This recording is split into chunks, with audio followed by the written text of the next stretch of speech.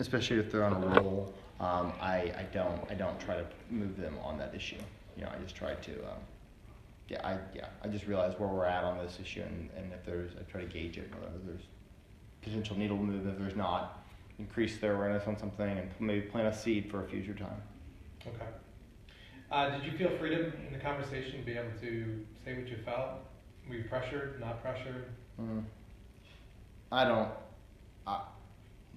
Freedom, I knew I could, but it's more with this relationship, like, this isn't even worth it. Yeah, I got your mom, I got your dad. Yeah. Sounds great.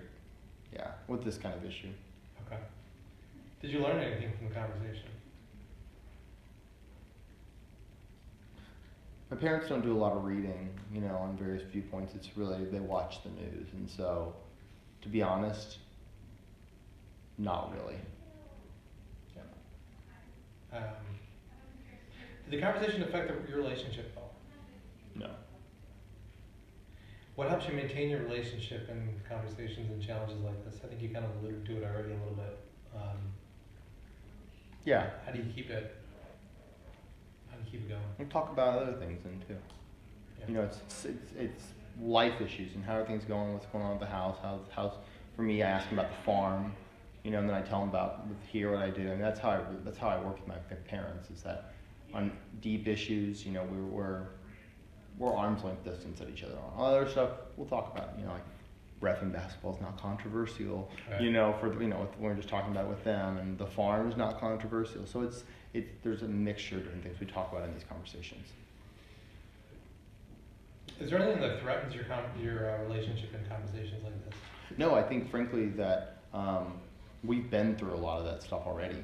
I value having these conversations with them because they're my parents. I mean, I appreciate, and I should give them credit as well, is that they value, from what it seems like, they value talking about these things too. Yeah, I mean, sometimes they just want an ear to vent, but they're willing to engage, and that they're overall very respectful. But yeah, no, I appreciate that their willingness to have these conversations too. I mean, because it's not just a one-way thing. So. Any strategies that you found that work in these kinds of conversations? Listening and then relating back. For example, we have a cousin who is adopted into the family, and we have one that is, two I should say that are minority. One is Hispanic, and one is black. And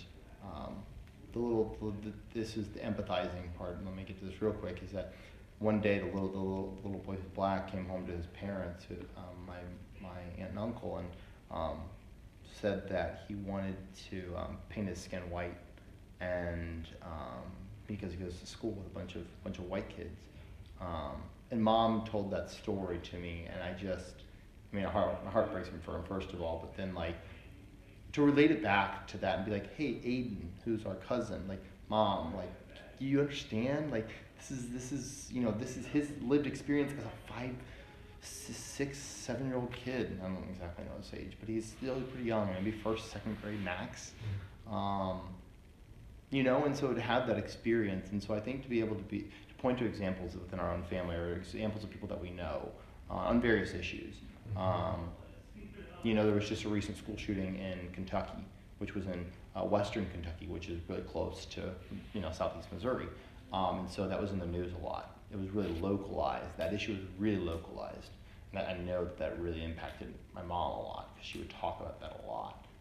Even though it was there were less deaths in that shooting. It didn't get the national attention. It did get national attention, but not as much as the one in Parkland, Florida. I know that really impacted her. And so to be able to point to those examples when we're having these conversations. And again, not all about me trying to move them, but just widen the horizons of understanding. Sure. Okay. What doesn't work in these conversations? Have you ever ran into things that you're like, well, I'm not doing that again? Yeah. First of all, you can't tell them you're wrong. Right. Just invalidating somebody's opinion is no. But again, I think it all comes back to your motive. If your motive is to persuade 100%, to move them from where they are to 100% to where you are, there's plenty of things in the middle that will and can go wrong. Right. You know, if you are pushing to the extreme of like, why do you believe this? This is fundamentally wrong. Yeah, I mean that would just I don't find those. I tried that before, and like when I was younger, like this doesn't work with really anybody. But like, it's more of a question of, do you value the relationship or persuading them more?